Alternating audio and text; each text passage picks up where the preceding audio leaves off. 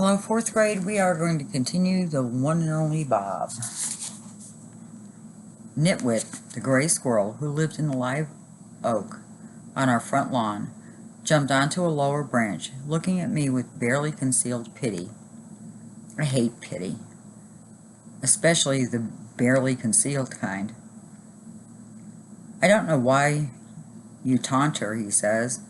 You're hardly in a position to talk, Bob. You are Snickers. Come over here to the window and say that.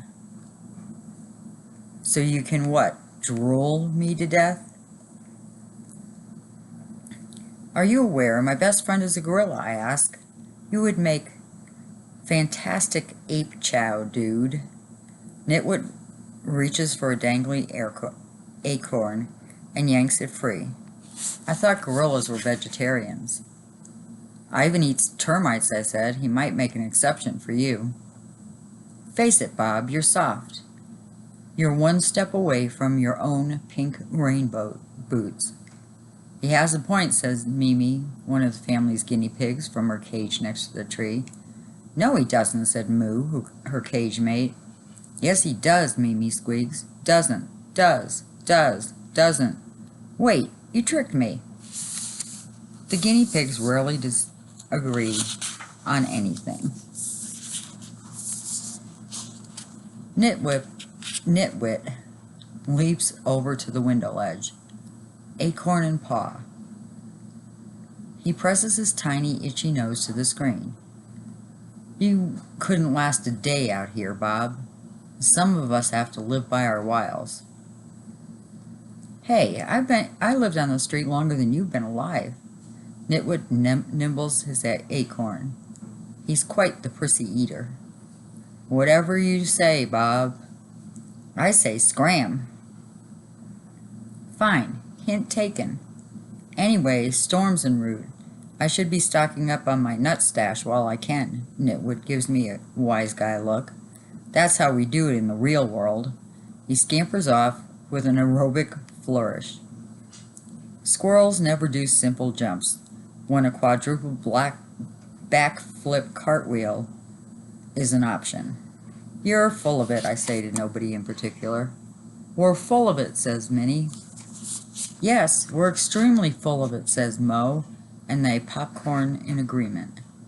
Guinea pigs hop up and down when they're happy. It's called popcorning. It's totally ridiculous. You're happy, wag your tail like a real mammal.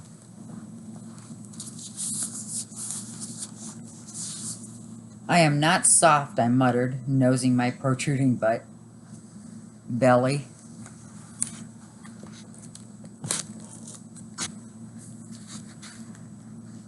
I leap with effort off the couch. Then I head to the bathroom for a long, good drink from my water bowl.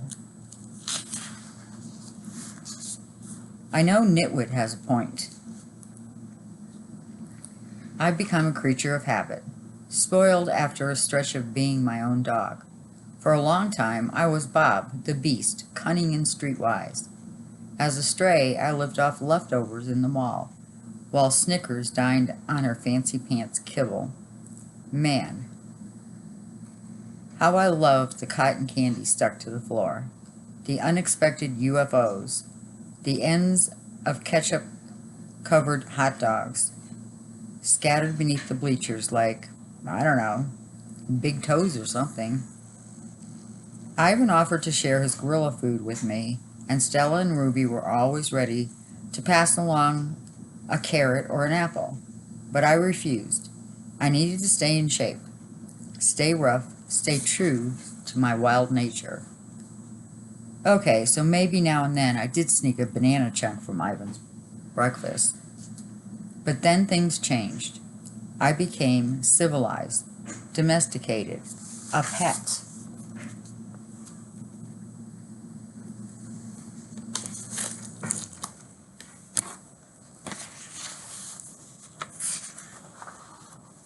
Don't get me wrong.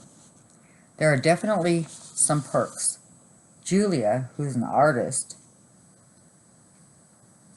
painted my name on a food bowl.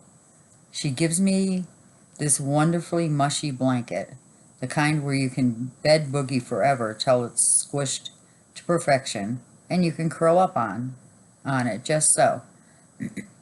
I love the blanket, but I simply cannot sleep without No Tag, Ivan's raggedy old toy gorilla. Of course, just when I get my blanket and No Tag imprinted with the right amount of B0b, Julia's mom does the unthinkable. She puts them in the washing machine and removes every last bit of meat. There are other indignities I tolerate. The daily walk on a tug-of-war string after going stringless my whole life. The attempts to train me, like that'll ever happen. The kisses, the cuddles, well, the cuddling's okay, I suppose. But the kissing I just don't get. If you want to kiss your dog, why not just give him a big old lick on the face and be done with it? Anyway, so what if I've gotten a little spoiled? A tad soft around the edges. There's a big difference between being soft and being afraid, being a coward. Too bad I know the truth. I'm both. When Julia returns from walking her charges, I race over and give her a good old Bob-style hello. Lots of yipping and twirling, followed by some attempts to jump into her arms. Humans love that stuff. Julia looks at me sternly and says, "Robert, down." I leap some more because I'm determined to convince her I'm incorrigible, untrainable. It's part of my charm, my Bobness. "Down," she says. From her coat pocket she pulls out her little metal clicker along with some treats. I hate the clicker. It's meant to help train me, but it's like a cricket bully. Here's the theory. I do something right, Julia clicks, gives me a treat. The click tells me that I'm behaving and the treat reinforces it. If that happens enough, before your very eyes, I'm supposed to be transformed into a good dog. Well, I ain't that easy. "Down, Bob," Julia says again. I want a treat, but not enough to cave. So I opt for a play bow, a compromise. Julia sighs. "You are definitely a challenging student." To my annoyance, she puts the treats back in her pocket. I think Julia may be on to me. A while ago, Julia got into her head that I needed to improve my manners. We went to a dog training class. I wasn't really into the whole sit and stay and do the tango stuff. The worst command of all? The truly inexcusable, only a human could come up with that order: leave it. Leave it means, walk on by, Bob. Sure, there's a piece of bacon, just inches from your drooling pie hole. But do me a favor and just pretend it's not there, okay? Yeah, not okay. Where I come from, you never pass up a free meal. UFO drops on the carpet, it's mine. I'll be chowing it down before you can even say, "What? Where the heck is my meatball?"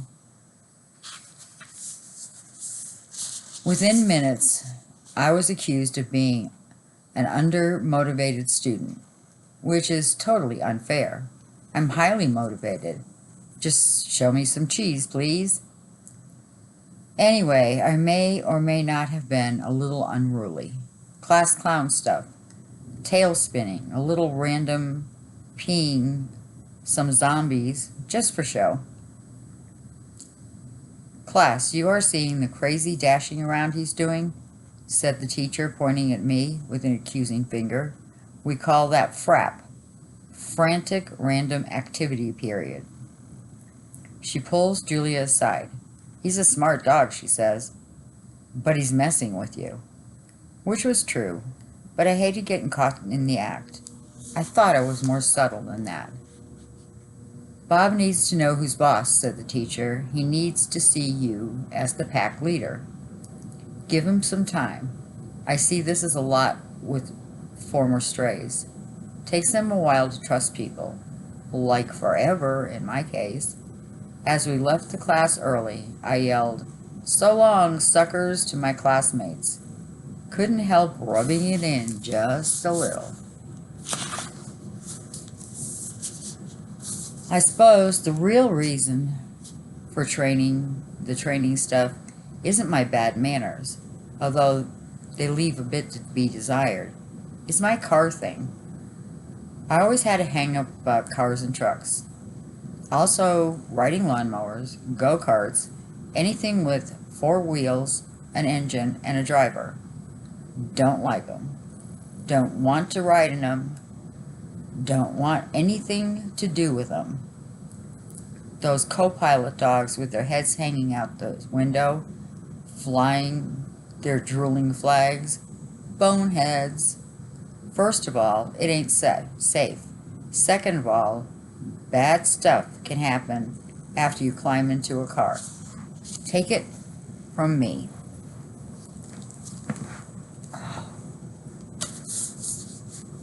Well, Julia, George, and Sarah realize I have transportation issues. They try to lure me into the back seat of their car with treats, but you'd be surprised how stubborn I can be.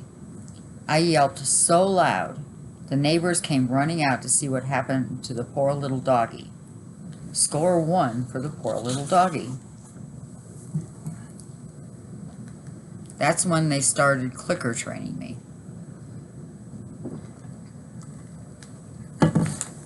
Click, here's a treat. Come closer to the car, Bob. Click, here's a treat. Watch while I open the door, Bob. Click, here's a treat. Come right up onto the seat, Bob. Click, here's a treat. Come on in, Bob. Bob? Bob? Where are you, Bob? Yeah, it was like this a lot. Still haven't been in a car, or a truck, or a tractor for that matter.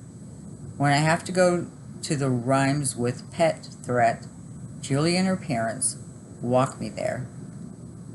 They say elephants have long memories. Well, so do dogs, people. It's not like I'm afraid, I'm just exercising my options. Are you ready to head over the park? George asked as he passed through the living room. He's carrying 2 flashlights and a roll of masking tape.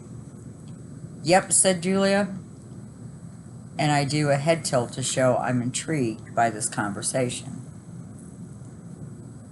The place where Ivan and Ruby live is called Wild World Zoological Park and Sanctuary, but everybody just calls it the park.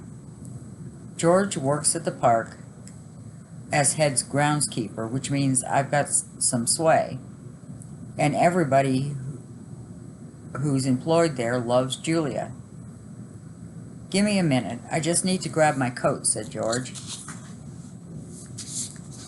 Straight home after that, though, Julia, says Sarah, just in case the weather gets worse. 1 minute the weatherman is saying we're going to have a little shower. The next minute, it's the storm of the century. Julia scratches my head. I thought Hurricane Gus wasn't coming till tomorrow. Sometimes they change course, said Sarah. They can be unpredictable. Who knows, George says with a wink. In the old days, they only named hurricanes after women. Julia groans. That is so sexist. It's not just the wind I'm worried about on this one, George said. It's the storm surge that could be a problem. Flooding. Julia tries to make me wear my mom's latest creation, a knitted dog sweater with security written on it, which I suppose is an iconic reference to my petite size. I politely decline. All right, you win, Julia says. Ready for your walk, Bob? At the mention of walk, I go all crazy much, so it's clear I'm on board with the idea. Humans love it when you get silly. They think they're so weighed down by people problems that sometimes they need to be reminded what happy looks like. Julia attaches my string. I try for a little tug-of-war, but she refuses to buy it. "Let's go see Ivan and Ruby," she said. Just hearing those names send my tail into a full wag. I've never met a dog who didn't get a big old grin on his kisser when walk slipped into the conversation. Dogs understand more than you might think. The nature trail says we're about as smart as the average human toddler. 2-year-olds, my fuzzy rump, we're a million times brainier than some babbling rugrat. There was a dog on the My Best Friend show who supposedly understood like 1,000 human words. Border Collie, I think. Those guys need to switch to decaf. The narrator was gussing about this wonderful dog, and I'm like, well, duh, Brainiac. Of course you understand people.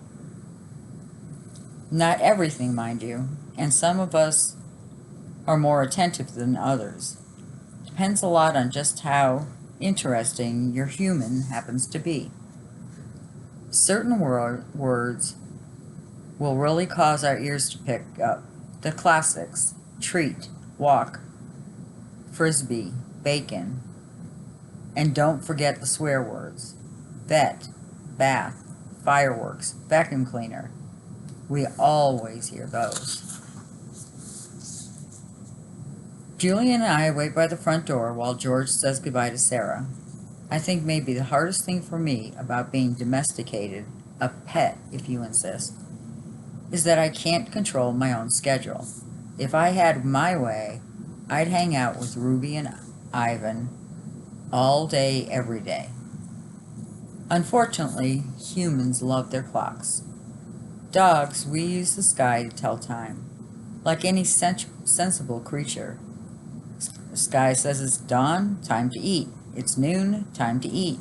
It's afternoon, time to eat. It's dusk, time to eat. It's midnight, time to eat. Point is, it's always time to eat. Dogs have a thing for the moon, too, like wolves and coyotes and our other relatives. No calendar for us. The moon looks like a claw. The moon looks like half a pancake. The moon looks like a tennis ball. Moon looks like a claw again. A chunk of time has passed. But humans, nope, that's not enough. It's not a chunk, it's a month. It's not just dawn, it's 6:32 a.m. on a Thursday. And boy, oh boy, we better hurry up and go to school or office or change the baby but who gives a woof about feeding the poor, starving, sad-eyed, tummied dog? After a spell, I got used to the comings and goings of Julia and her mom and dad. But he keeps changing. Julia leaves early for school, and is gone most of the day. She returns home excited and energized.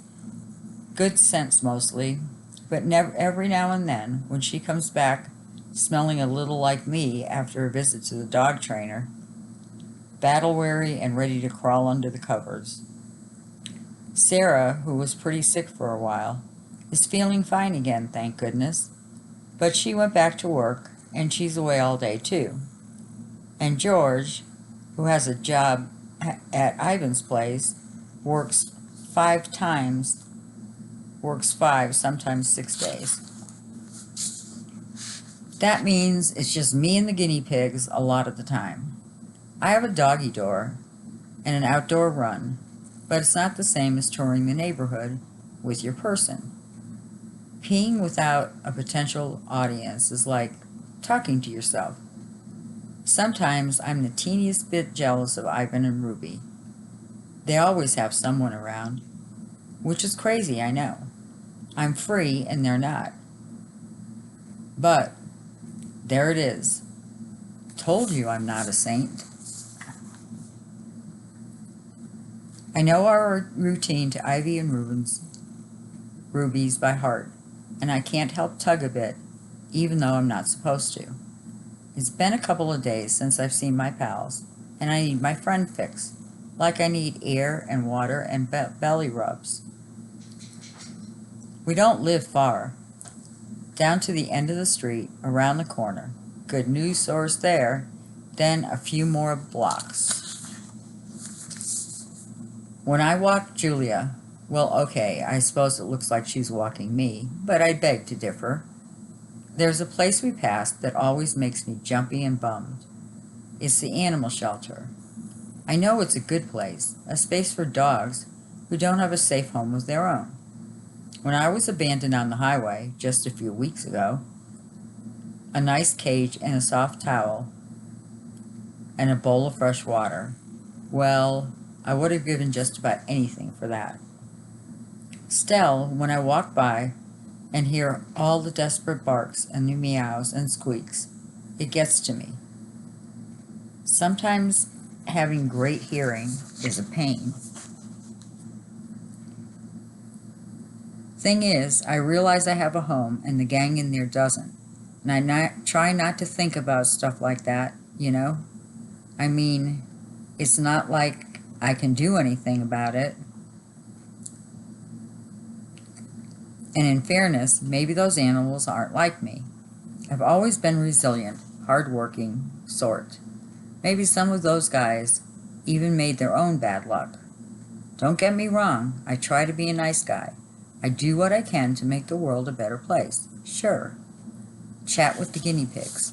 Lick the strawberry jelly off Julia's hand. Do my wag and dance when the rents come home to make 'em feel good. You scratch my back, I'll scratch yours. But it's like I said before. You gotta look out for numero uno.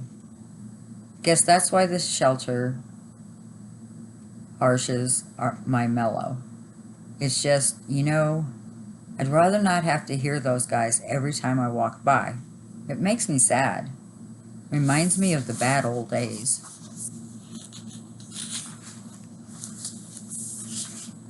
I know this guy back when I hung out at the mall with Ivan and Ruby. Nice dog named Julius. Basic mutt. Maybe some lab and golden in there somewhere. He done some hard times at a couple shelters. One of those dogs you knew had seen more than his fair share of bad stuff the world can throw at you. One ear bitten off, scars, a limp. Julius lived in his backyard. Winter, spring, summer, fall. Chained up mostly.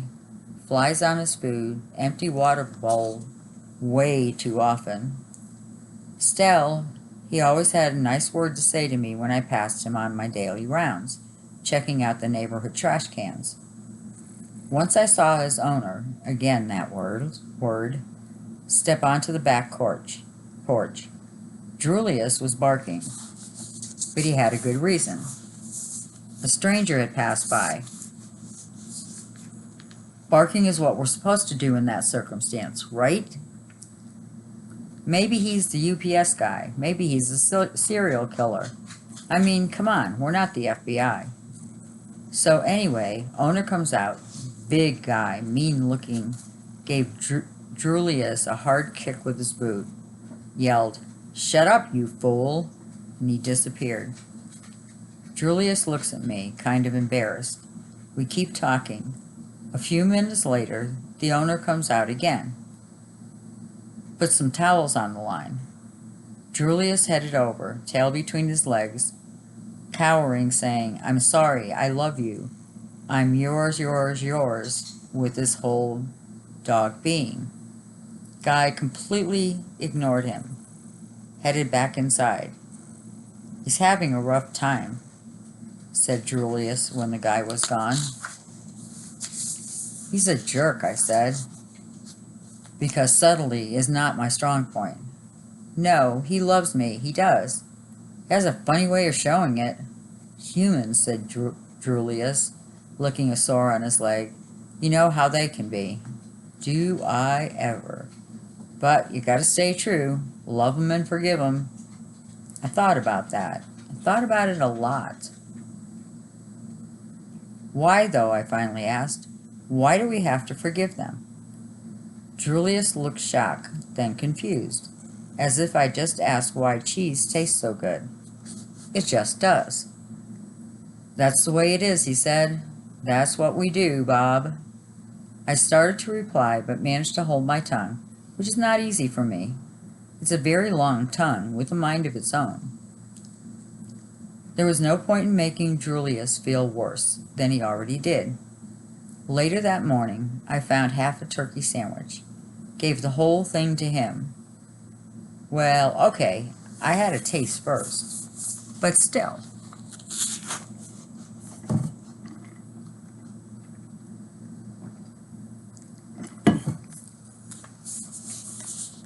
Seems like forgiving humans is one of those doggy things we're all supposed to do. Like having zoomies or going bed boobies. It's written in our canine soul. Well, somehow I didn't get the memo. The one that apparently went out to every other dog on the planet about forgiveness. Why should I forgive the humans who tossed me and my siblings out into the night? When you forgive, you lose your anger. And when you lose your anger, you get weak. And when you're weak, you can get hurt all over again. By the time we reach the park, the sky is definitely in a bad mood. Great clouds gallop like panicked horses. The nervous scent of rain on the way, the kind that makes you antsy in your own skin. When we were near the employee entrance, I hopped into Julia's backpack, like always. We entered through a special gate where George shows his ID, checks in, and says hi to the staff. Pet dogs aren't allowed in the park. Natch. Foxes, wolves, jackals, my dog cousins, they are, but in my opinion, even though they're technically part of my extended family, they're nothing like dogs. Only dogs have perfected the art of human watching. The smartest thing we ever did was figure out how important the human gaze is. So often, when we follow our owner's eyes, we're rewarded with something amazing. A smelly stock. A glazed donut.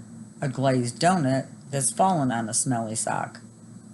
We follow every blink, every sideline glance.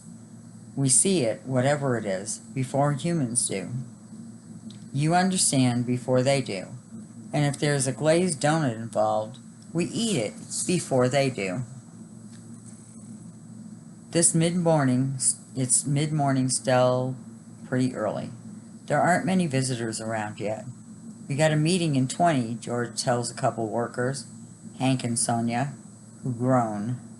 Just a quick one, going over contingency plans one last time in case there's any flooding. During the last hurricane, a small part of the park flooded, mostly near Reptileville. George helped move cages. He came home smelling like cottonmouths and copperheads. It was all I could do to not barf. Weather Service just put out a tornado watch, Hank said. I thought we were having a hurricane, said Julia. We are, Gus, but sometimes tornadoes are spawned during hurricanes, George explained. Julia frowns. But a watch means maybe, not for sure, right? Yes. But I want you to head home, George says, just in case. Please, Dad, just 10 minutes? She's using the very special voice she reserves for moments when she really, really wants something from her parents. I guess kids manipulate their moms and dads the same way dogs do. I don't know, George began. I promised Bob. I figured that was my cue to pop my head out and look adorable, so I did. Hey, Bob, said Hank. Sonia reaches over and scratches my ears. I'm pretty popular around the park. I give George my best puppy dog eyes and he caves. 10 minutes, top. Meet me back here. Puppy eyes. Works every time. Okay, we will continue this tomorrow.